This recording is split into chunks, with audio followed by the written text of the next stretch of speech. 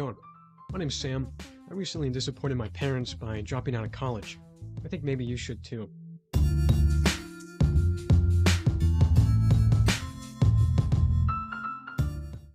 Right, 1920s, great year, fantastic year. Um, Lots of good things about to happen for America. Um, no, I shouldn't say that. That's a horrible thing to say. America's got a problem in the 1920s, and it's that they don't have a public education system. Now, to many of us, that may not sound like much of a problem. In fact, it may be a mercy. But to the American government, it wasn't. It's a problem that needed a solution. So what is their solution? They're going to send this dude called Horace Mann all over the world to go see if there's any good education system we can adopt, because they want to nationalize the education system. So Horace Mann, he goes over to Prussia, and he's looking at what is the education system that Prussia has, and he likes it. And he brings it over to America, and he adopts it. Problem with that is that the education system was Prussian. I don't know if any of you guys are students of history, but Prussia, Germany, Nazis, one of the greatest atrocities of the 20th century, maybe not the best people to adopt our entire state education system on. But hey, that's just me.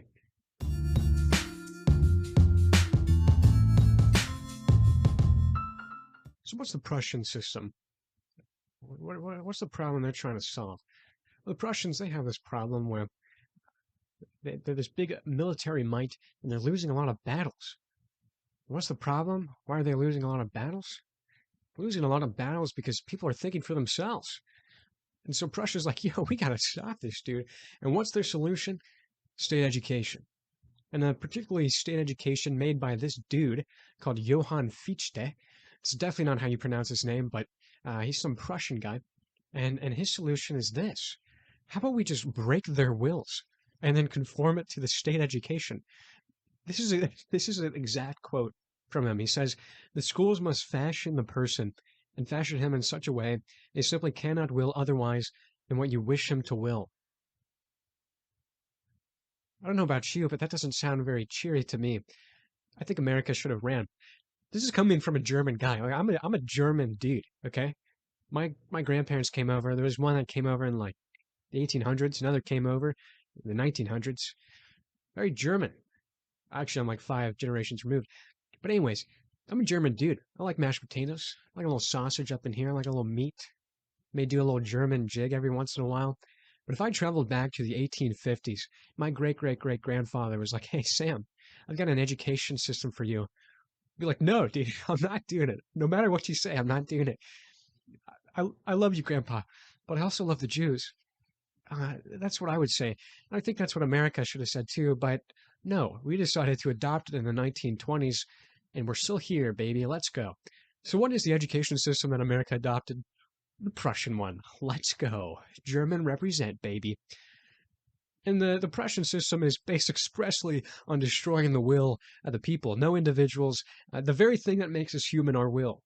The thing that allows us to mediate between our spirit and our desires, our base desires, our intellect and our base desires. That very thing has been crushed by the American education system because that's expressly the philosophy of the Prussian education system.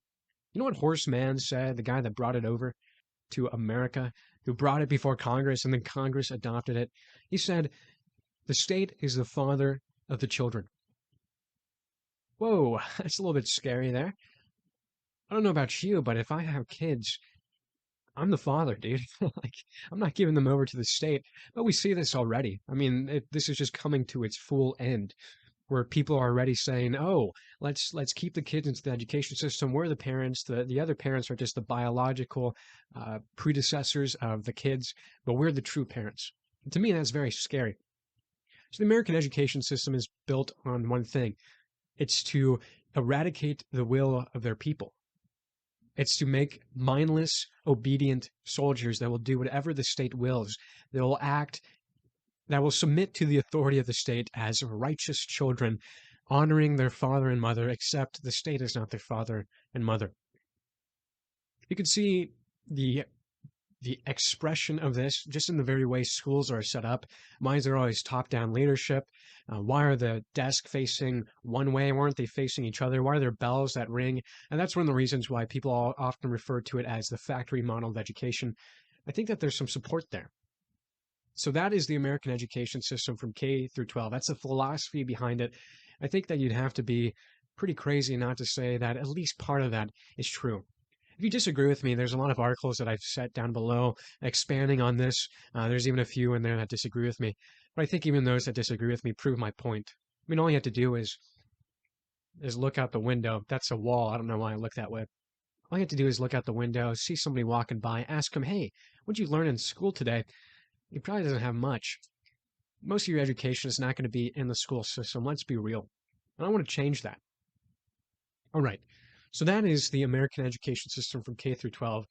But where does that lead us into higher education?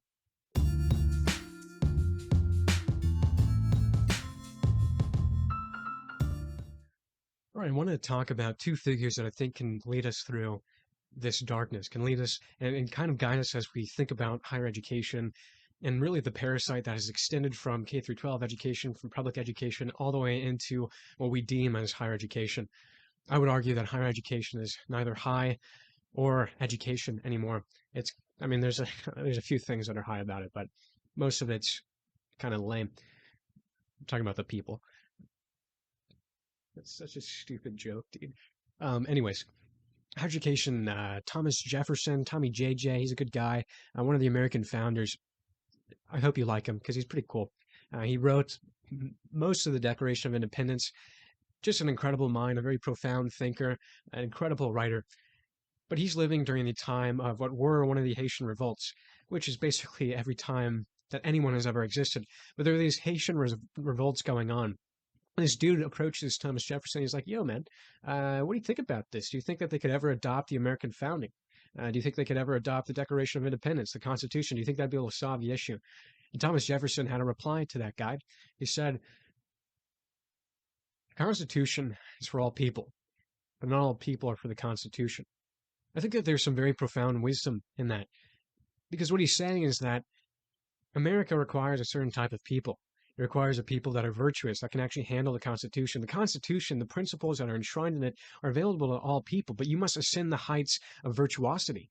You must become the right type of person to take advantage of it, to actually possess it. And what he's saying is that the Haitians right now, they're not in a state to do that.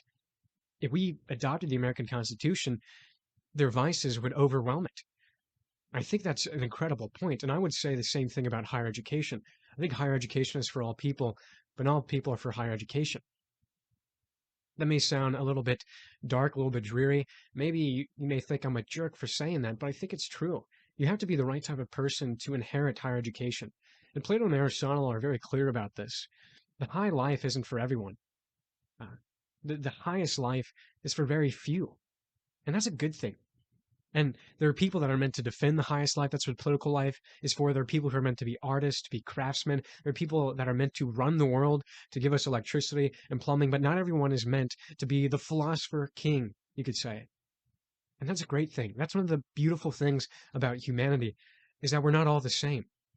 We all have different roles to play. And the highest life is not the best sort of life for every single person, right? It would be great if everyone could have that, but we can't. And humanity thrives the most when it allows those people who have the nature and the nurture by which to achieve the highest life to, in a sense, guide us, to rule us, to shepherd us. That's a great thing. And we should want to submit to those people. I know that's a very interesting thing to say as an American, but I think it's an important thing to say. Not everyone's meant for the highest life, myself included. I'm a 19-year-old dude. I don't know what I'm doing. I've got a YouTube show, man. What am I going to do? But there are people out there that are able to achieve the heights of humanity, and we should spur them on. But to bring everyone into it is to destroy the very foundation of the highest life. Again, not everyone's meant for it. Very few are meant to accept the call. But that's one of the joys of humanity.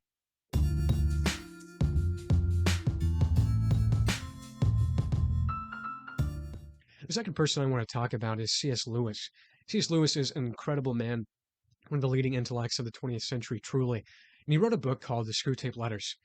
And I think that it's a good guide into what is the problem going on here. Lewis, very prolific during the 1900s. He lived during the Great Wars. He fought in World War I. He wanted to fight in World War II, but by that time he was a little bit too old. The dude was an incredibly intelligent mind, an Oxford professor. He eventually got elected unanimously to the chair of Renaissance and medieval literature at Cambridge University. Incredible mind. He wrote many books that you may be familiar with: Mere Christianity, Screwtape Letters, The Abolition of Man, Narnia. The dude is just fascinating. I mean, among Christian circles, he's a saint. Whether you're Protestant, whether you're Catholic, whether you're Orthodox, he's the one saint of Protestantism and one of many of Catholicism and Orthodoxy. And he wrote this book called Screwtape Letters, which I want to talk about.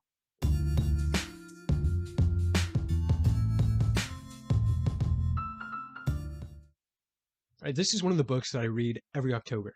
I read it like a devotional. It's kind of a return to sober-mindedness for me because it gives you an insight into hell itself and really the hell that resides within my own mind, the whispers of the demonic forces. It's got 31 chapters in it, 31 days in October, got that little Halloween spooky vibe. I love it, man. I like to offend as many of my Christian brethren by actually enjoying the Halloween season, but hey, that's just me. Anyway, Screwtape Letters, the premise is this. There's this elder demon. And in hell is a bureaucracy where people can descend down the ladder of this bureaucracy. And Screwtape is one of those people that have achieved this nice higher administrative role. And he's this master tempter. He hasn't lost anyone to heaven. He's brought them all into the depths of hell. And he's advising his younger nephew, this demon who has recently graduated and has been assigned one of his patients. His patient is, of course, one of us, someone who is meant to bring into the depths of hell. The book itself is brilliant. Lewis wrote it over the 1940s during World War II. It served as a guide, a meditation for the people of the time. In 1950, he writes the second part to it. Screwtape proposes a toast. This is the best day for me. October 31st hits. I read this. Absolutely incredible. Lewis was just incredible. He really was. I know I'm fangirling over him right now, but if you read him, you yourself will become a fan, whether you're Christian or not. He's just this super articulate and clear writer. But anyway, Screwtape proposes a toast. This is the scene. We're in hell. And Screwtape has been invited to this university, the College of Tempters. And these tempters, these demons, have recently graduated, and they're about to be sent out, just as Wormwood was, to have their first patient. And Screwtape is here to advise them, to propose a toast, to enlighten their minds to the way forward into hell. And how is he going to get them? Democracy.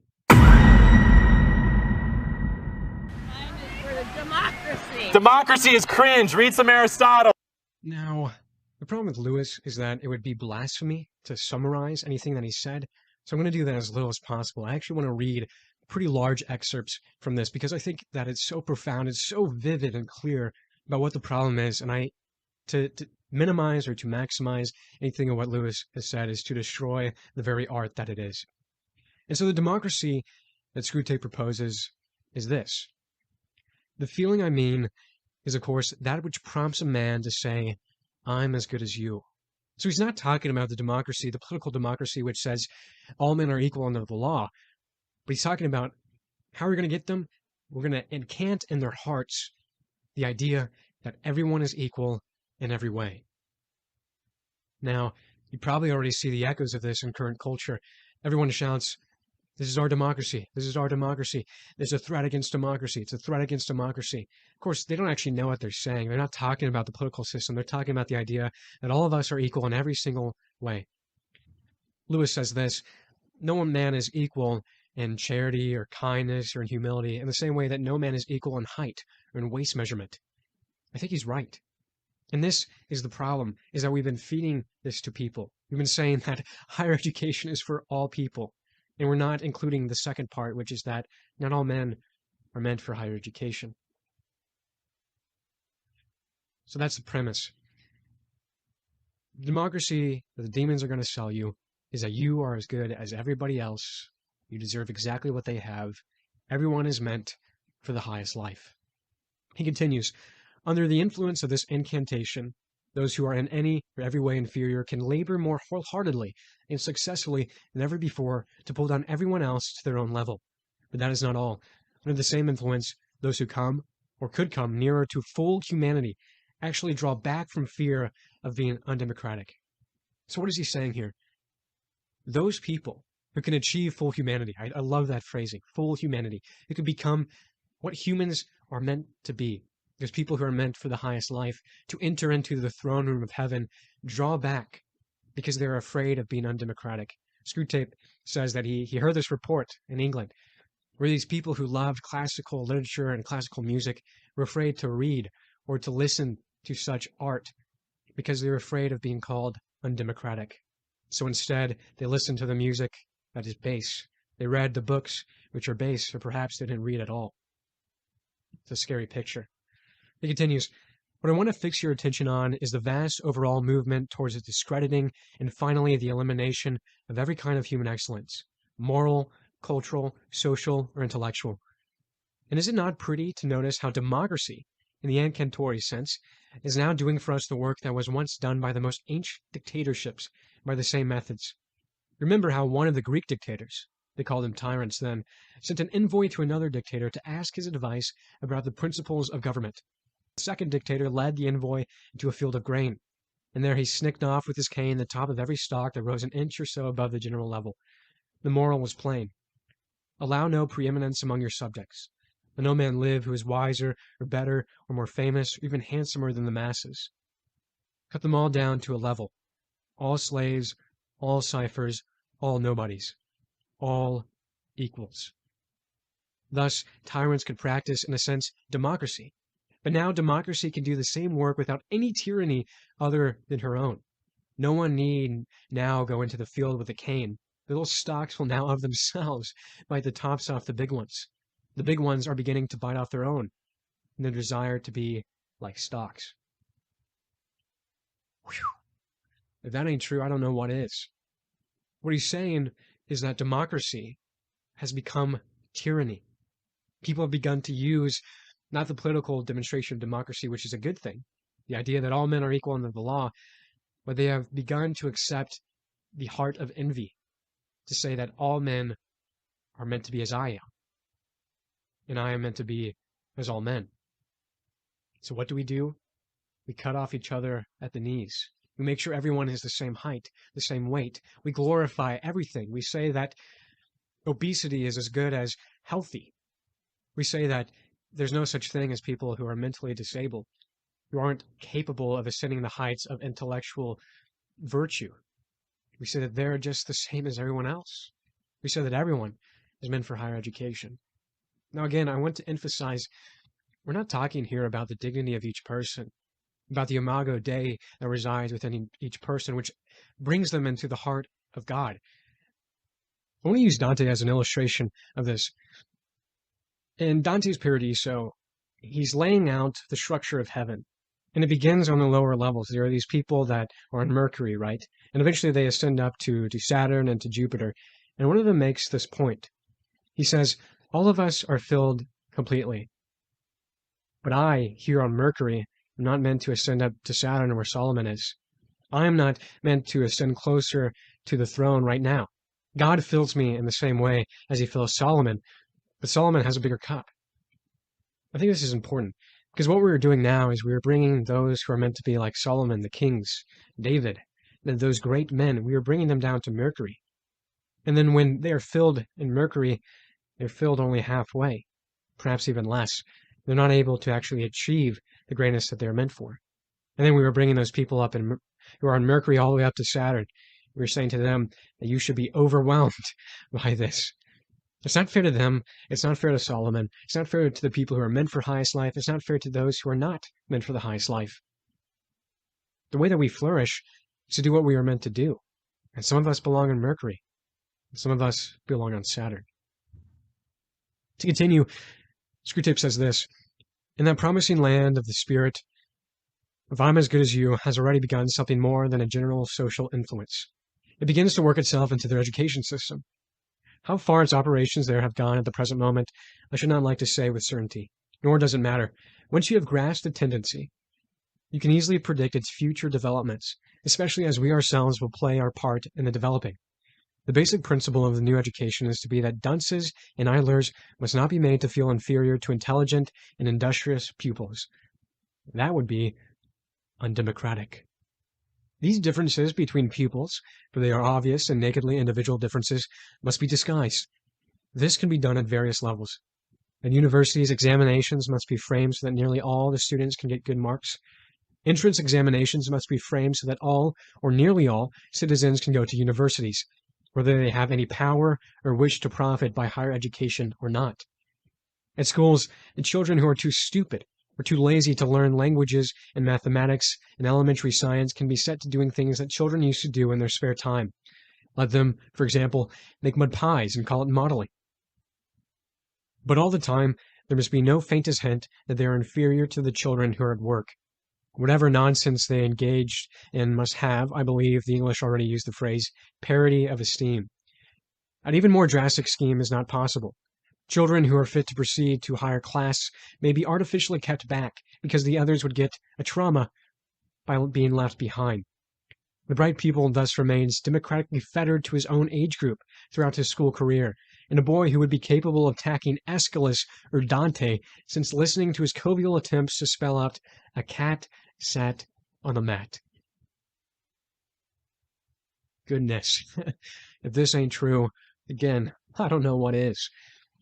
If you go to higher education now, especially if you were meant for higher education, I think you're going to find very quickly that the teachers they teach to the lowest common denominator, and that brings everyone else down. The education that you're going to find in higher education is going to be outside of the classroom, just like most education is nowadays.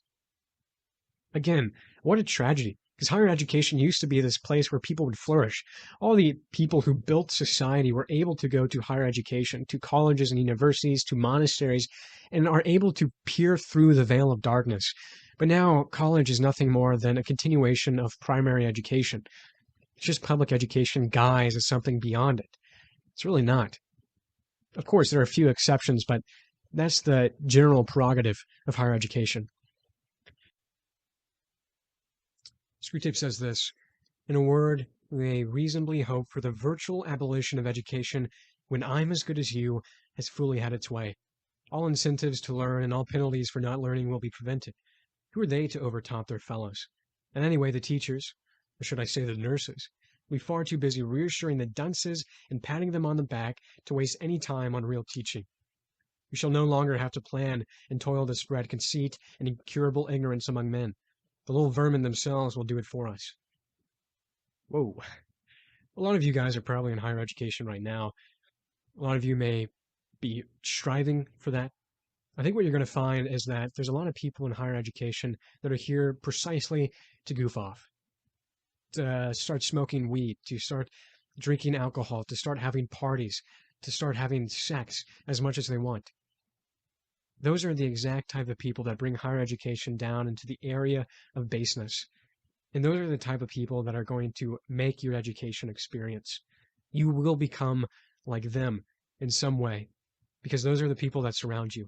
Higher education will not remain high if you continue to have those people running it, those people who are really invited into that. And of course, the professors themselves, who may be there to teach, are now distracted by them. And you yourself are not going to get a very quality education. Here's the damning part of it all. Screwtape says, of course, this would not follow unless all education became state education. Whoa, 1920s called. Hello, Screwtape. How's it going? We adopted this philosophy that Screwtape is writing about all the way back in the 1920s. And again, the tragedy of the Prussian system begins in the 1850s when individual wills were destroyed, and it continued into the American education system the second that we adopted it. I make the case that we shouldn't have done that. But hey, that's just me. He continues, for democracy or the democratic spirit in the diabolical sense leads to a nation without great men, a nation mainly of subliterates, full of cocksureness, which flattery breeds on ignorance. and quick to snarl or whimper at the first sign of criticism. And that is what hell wishes every democratic people to be. For when such a nation meets in conflict, a nation where children have been made to work at school, where talent is placed in high post, where the ignorant mass are allowed to say at all in public affairs, only one result is possible. I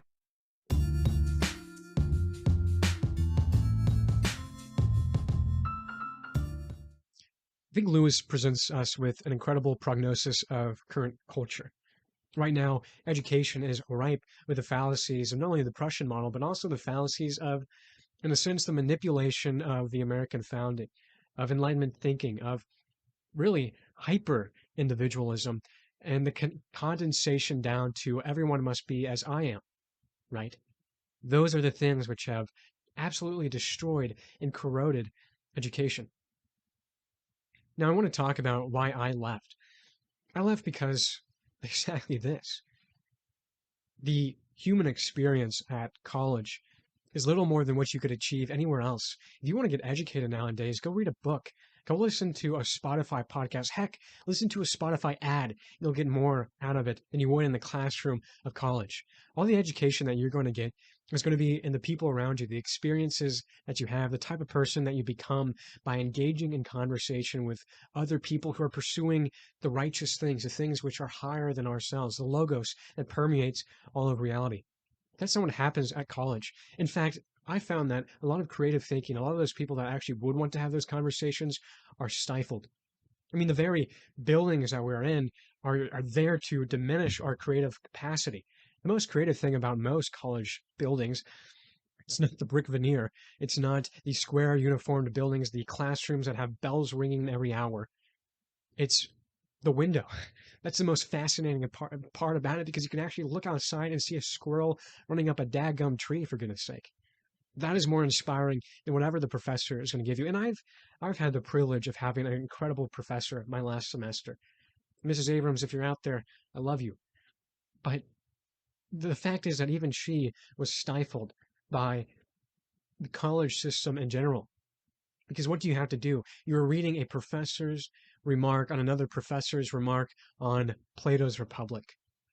You are taking what is meant to be the arts, the wisdom, right? The arts are meant to teach us how to be wise, not necessarily knowledge, but the things which guide us through good and evil. You're taking those degrees which are meant to be art degrees, which are meant to educate us into art, and making them sciences, reducing them down to the mere material level, to the mere scientific realm. And that is not going to lead to flourishing. I mean, that's one of the big problems now, is we have this excess of knowledge, but no wisdom to mediate it. And that's exactly what the building up of our will, the building up of our chest is meant to do, to make us virtuous people who can mediate between that can take the arts, that can take the sciences and bring them together and mold wisdom and knowledge together and create the greatest society. That's one of the big problems I have with it. The second is that degrees are just worthless. I think people are beginning to figure this out. A college degree means nothing more than high school diploma. It's essentially the addition to that. I mean, this is not applicable to every single degree. If you're going to become a nurse, if you're going to become an engineer, maybe go to college. But college itself actually doesn't educate you into those ways. If you want to learn something like that, go get the job. I mean, sometimes you need degrees to get the job, but I think that even that is collapsing. So to dedicate $100,000 in 4 years of our life to pursue an education that is hollow, to pursue a piece of paper, to me, that wasn't worth it. Now, again, if you want to become a doctor, if you want to become a nurse, maybe those are the hoops that you have to jump through.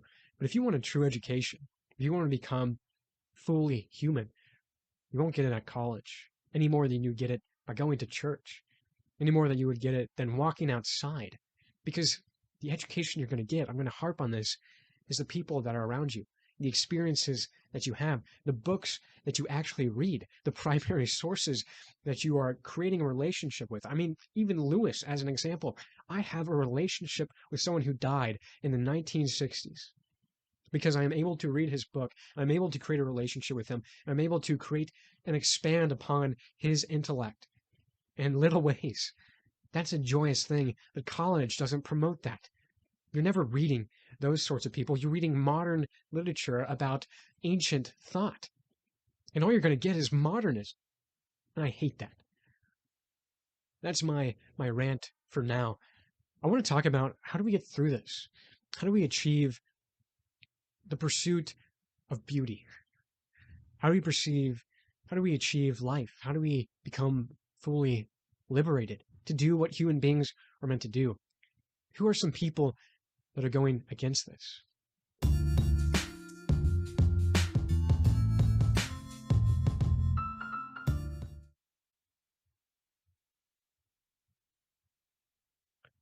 I feel like I have to audition for American Ninja Warrior just to get in here.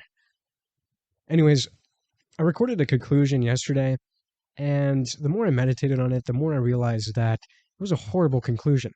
And so I want to actually leave you with what I think is a more thought out and thorough conclusion to what the future looks like. I want to answer two questions. What is education, and who's doing it right? Aristotle says that an education of the mind and not of the heart is no education at all. So to break that down for you, even though it really doesn't need breaking down, what does it mean to have an education of the mind? And what does that mean in the current context, the current situation that we're in? Well, we live in a very lovely time in many ways. Knowledge is accessible to us anywhere we want. So what I would suggest to you is to do one simple thing. Read a book. Honestly, reading a book is going to be one of the most fantastic things you can do. You have the opportunity, which no one else has ever had in history, especially in the economic state that we are in, to forge a relationship with some of the greatest minds, with some of the greatest hearts of the past. Go meet somebody from 100 years ago.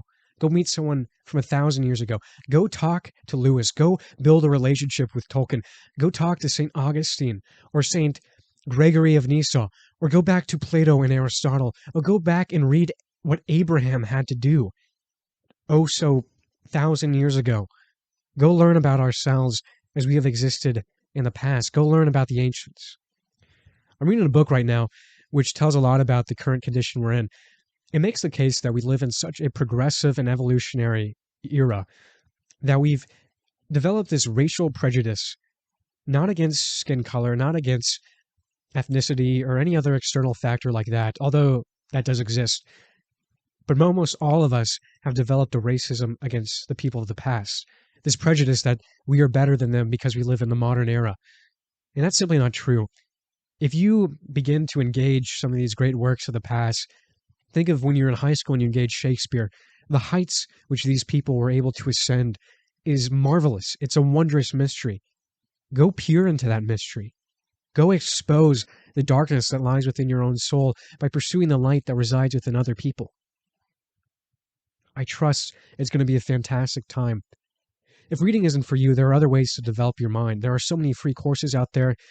There's trade schools that need you if you want to become an electrician, a plumber, something like that, where you engage the intellect that runs through your fingers. Go and do that.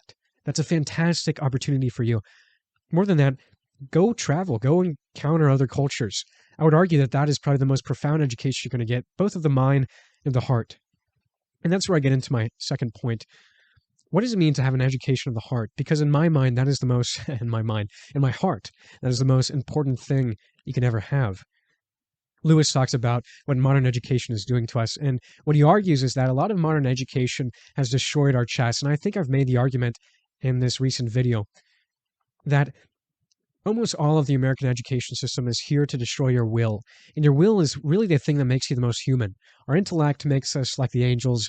Our desires make us like the animals. But our will, our spirit, the thing that mediates between the two is what makes us human. He says, how do we defend against this? He says, the right defense against unjust sentiments is just sentiments. The role of the educator is not to cut down forests, but to irrigate deserts. And the best way to do that is to encounter story.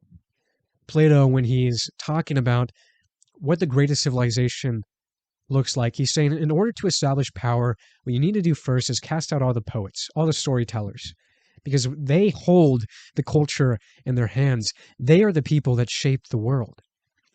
And he's talking about, he's using the allegory of the soul, the tripartite soul, and applying that to civilization, you can also apply that to the soul.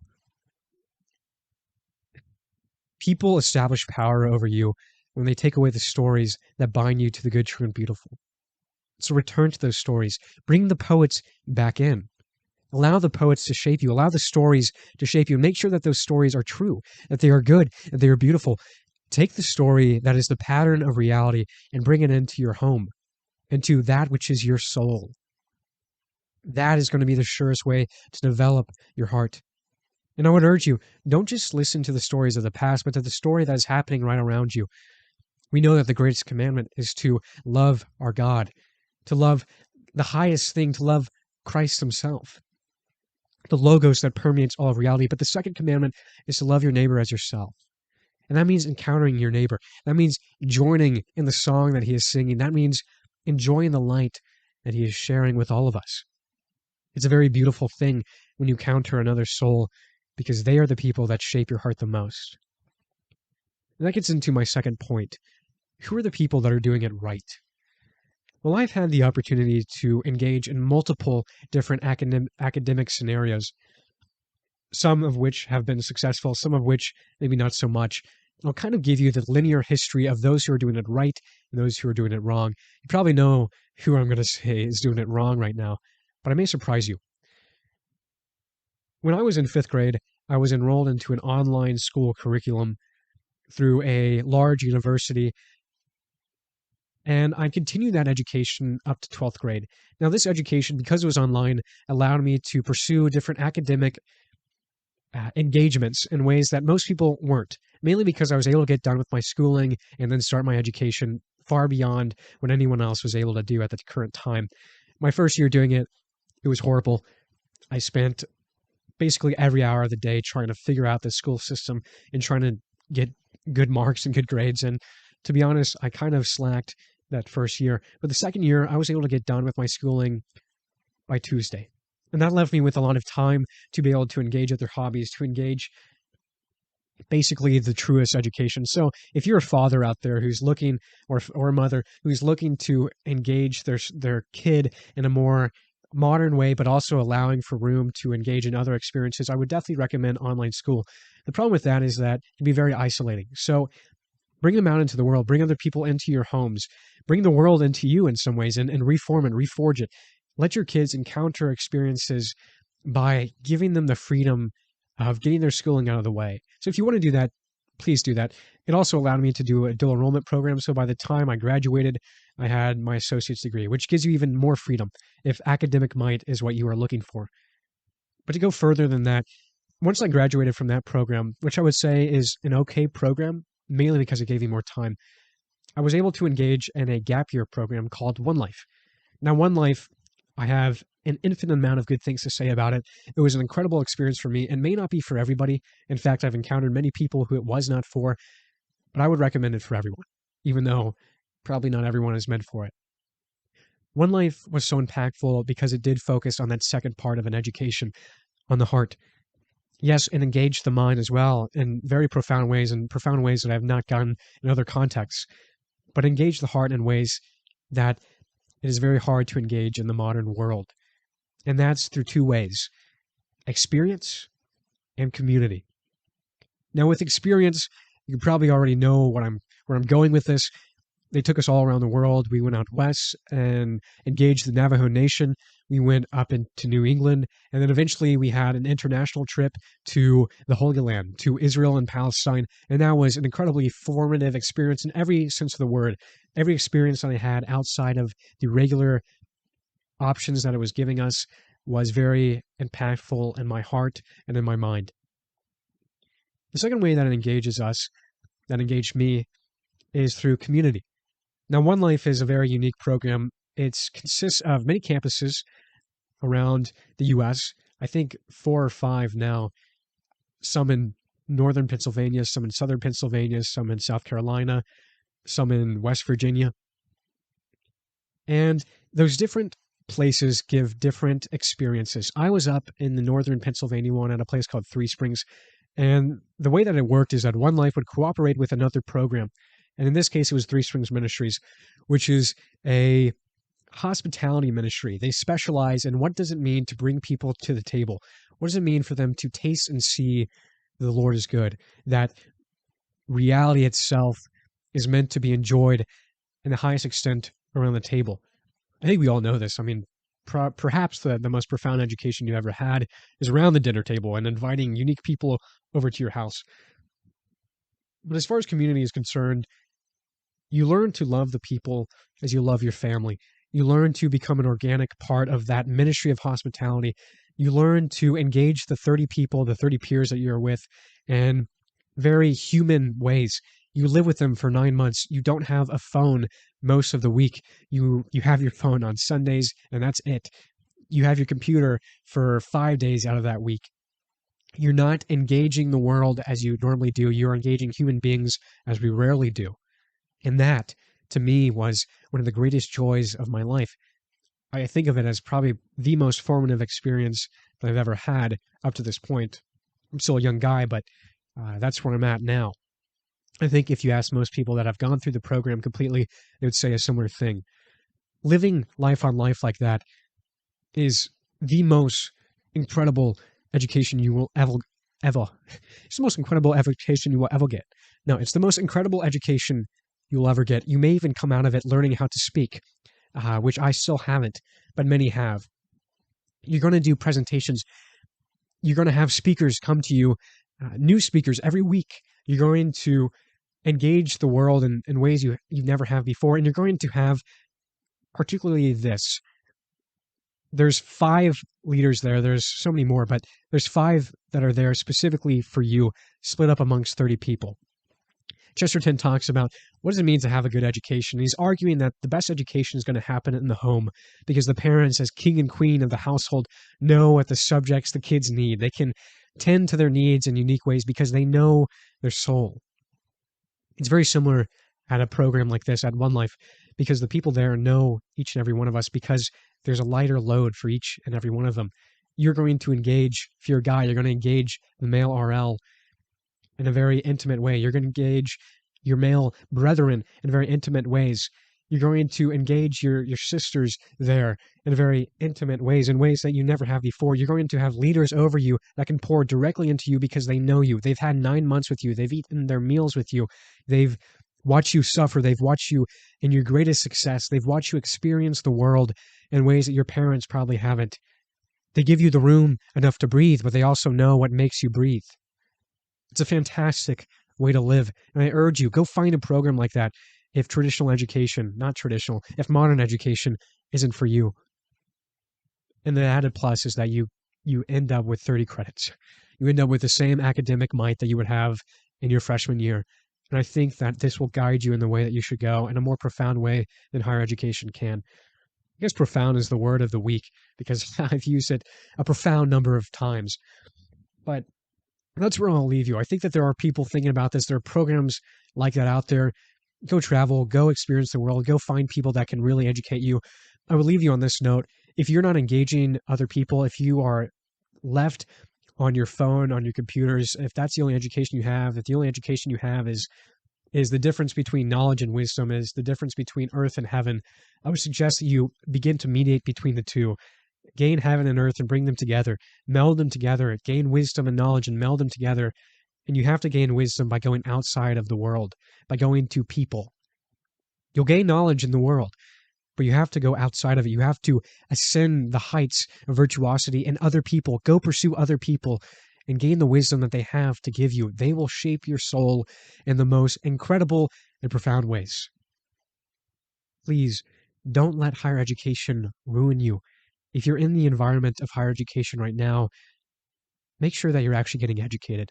Make sure that you find people that can pour into you, because that's all of your education. I'll leave you with that. This has been the Life, Liberty, and the Pursuit of Beauty podcast and show. I hope that this has not gone too long. It probably has, but I've really enjoyed making this. It's taken about 3 days now. But if you enjoy, please leave any questions you have, and hopefully I'll be able to respond to them in a very unique way, in a very personal way. I've really enjoyed doing this. I hope that you have enjoyed listening as much as I have enjoyed talking. Anyways, that'll be it. Join me next time, hopefully next Friday.